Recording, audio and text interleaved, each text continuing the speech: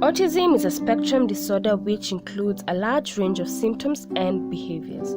A child is said to be autistic once they show symptoms which include problems with socialization, problems with communication, repetitive and inflexible behavior. These symptoms must have started before a child turns 3 years old to be considered autistic.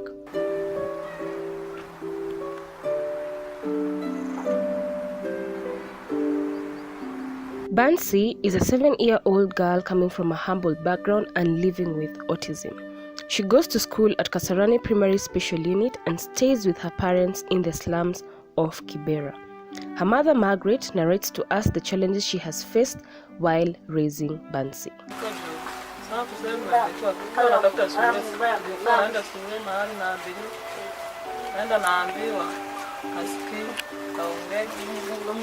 Hiyo shule si ya watoto aina hiyo. Tena huku kwa barabara kama tunatembea naye hivi.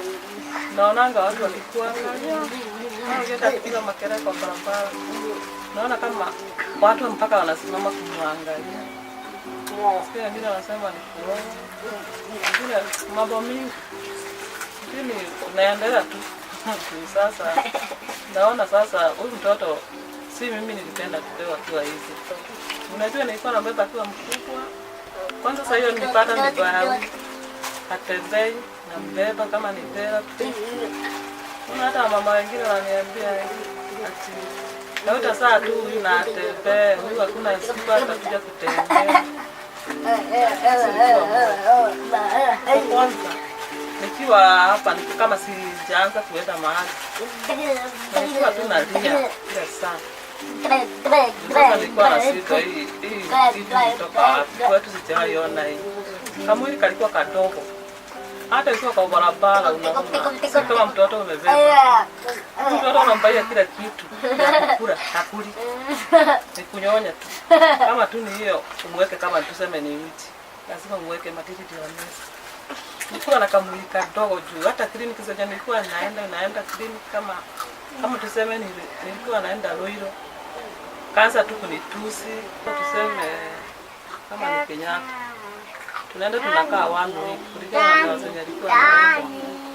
Tunaambiwa ni 20 kama dhati. Hiyo tena pesa ipatikana. Mpaka ni akuja akopa. Ndio sasa mtoto akipewa ruhusa akuje nyumbani ndio aende kubarua zake. Haya na peana kidogo. Huyu babake hana kazi permanent. Kaenda dieta akatolewa hizo za mapua na hizo. Tuna hapo walikuwa na hizo pesa mingi juu kwenye nilikuwa nimeambiwa nimpeleke. Walikuwa wanataka 80k. Huko nikakosa hiyo. Nampeleka Kenyatta. Kenyatta nikautizwa juu ni 50. Ilikuwa 50k. Tukatafuta kidogo. Sisi tukatabiwa na watu na mashosho wao. Sisi tukakosa, tukalikuwa na watu wanasungukanga huko. Wanalipia wenye wamefungiwa huko. Walikuwa wakilipia nusu, tukaitizwa nusu. Hiyo wanaita mashosho. Wakatulipia nusu na sisi tukatafuta nusu.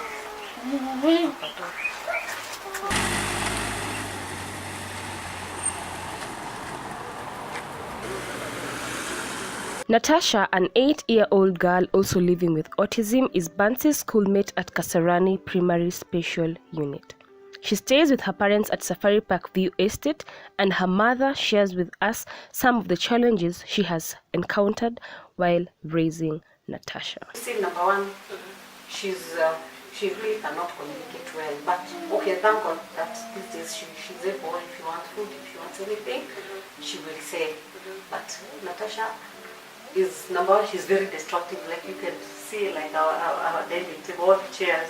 Yeah. She gets annoyed. She will come and she will pull it. She will push them. She will do anything. We got a TV, a couch TV in December. Okay. It didn't last 3 months. She gets annoyed. Even if she's outside, she will run to the house and hit it.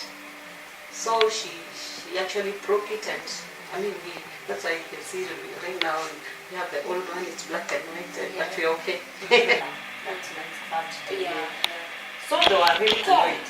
They were telling me, Mommy, no. They were telling her now, you have to go to a boarding school. It's their only class, Okay. yeah. But it was, okay, it became almost impossible because they couldn't understand her. Okay. So every day she comes, scratched, beaten, because definitely also that time she was also very, very, very violent. Okay.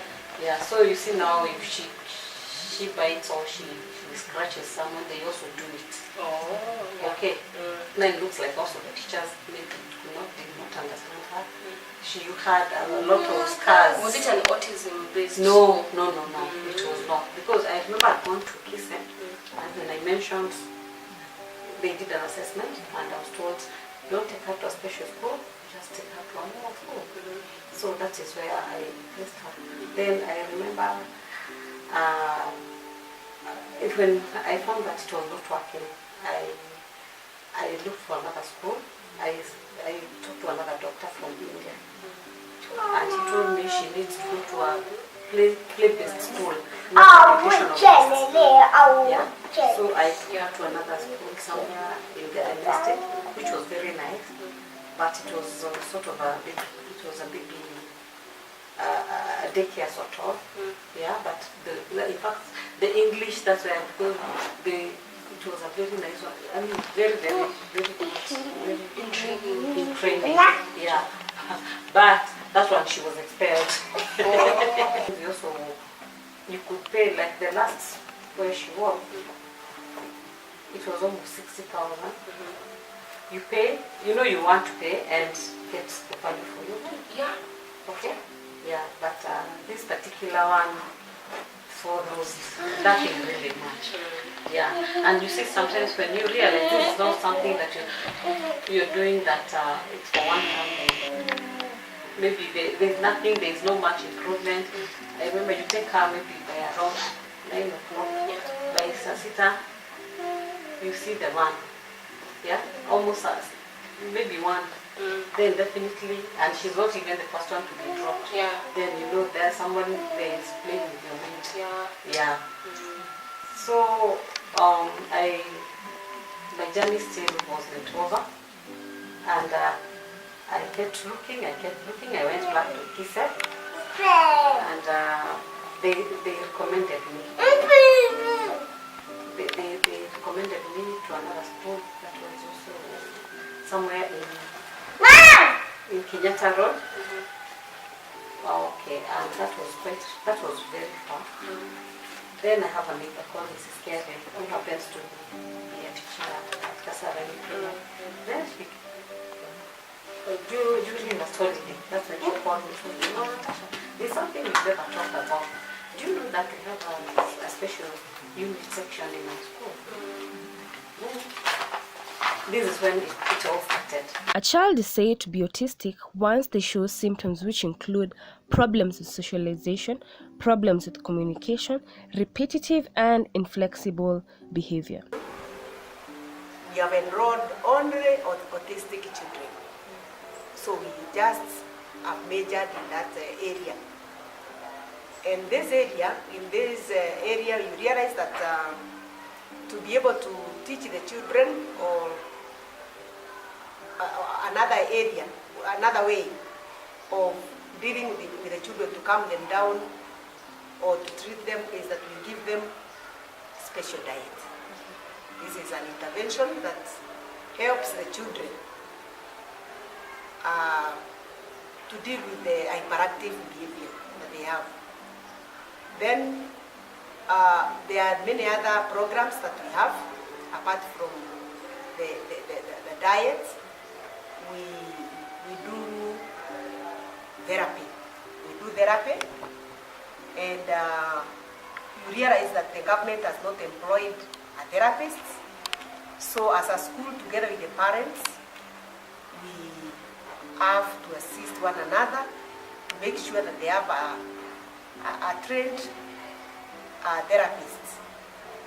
In this case, occupational therapist.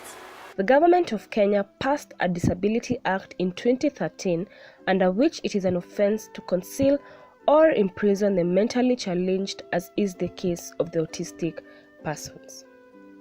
Mrs. Flora Malasi, Deputy Academic Registrar at Kenya Institute of Special Education, here gives us a deeper look at what autism is and how the government of Kenya has intervened. Okay, I want to appreciate what the government has done, especially for children with disability as in the nation. For the first time, the Ministry of Education has a department of special needs, a department which has been set purely to look into the needs of all children with disability within our education system. So with that, then, as a training institution, we now are more empowered to train our teachers out and take them out there to help serve these children. So we have what we call the EAC centers. They are there in the 47 counties. So parents are usually sensitized and advised to take their children, school-going children, to these centers so that the officers in that center can now identify where the problem is, together with the medical personnel, agree on what best suits this child for this child to be able to pursue education. So it is at the educational assessment centers that a number of parents get to know their children have autism. Autism is a devastating and complex developmental disorder affecting approximately 4% of the Kenyan population. In Nairobi area alone, there are over 500 children who have been assessed and found to be autistic.